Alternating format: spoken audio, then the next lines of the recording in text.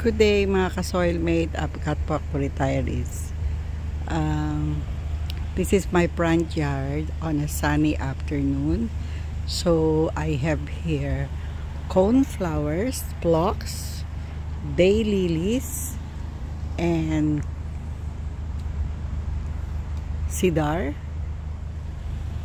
hostas, autumn joy, hellebores. I'm just wondering why my hellebores continue to grow despite it's already summer. Usually this is early autumn till early spring, pero to continues to bloom tsaka ang lalaki ng dahon. Look at that. Tapos lavender Spanish, tsaka Russian, then the phlox. Ito, sana mabuhay ito kasi parang nanghihila. And then this one is digitalis. Ito, ganda. And then we have that one. Ito, Russian sage. And then this one is blanket flowers, yellow. And this one is the carnation, white and red.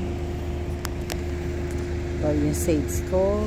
Ito yung Shasta daisy.